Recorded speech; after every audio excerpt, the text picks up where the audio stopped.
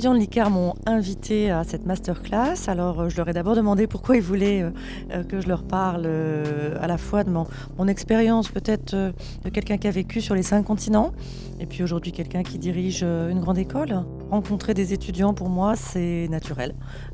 J'ai la chance que mon fonds de commerce, si j'ose dire, c'est de travailler à former la jeunesse, donc l'ICAR, très bien. La culture, c'est pas forcément quelque chose qu'on va voir dans les musées ou qui est dans la naphtaline. C'est pas le patrimoine, c'est ce qu'on vit au quotidien quand on écoute de la musique dans nos écouteurs en partant travailler, quand on s'exprime sur les réseaux sociaux, quand on réinvente une autre forme de langage. C'est bien sûr le cinéma, c'est beaucoup de formes d'expression, c'est très multiple, c'est très mondial, mais pour moi c'est très présent et on est en pleine création. Ce qu'il faut, c'est éviter de la définir comme les vieux ronchons ont tendance à le faire, je crois.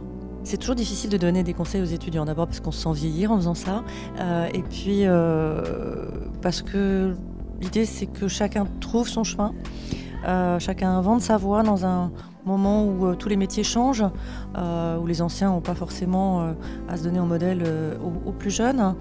Je crois surtout c'est pas avoir peur de l'échec, parce que avoir peur de l'échec, c'est s'interdire d'essayer. On apprend plus de ses échecs que de ses succès, et ne pas s'auto-censurer.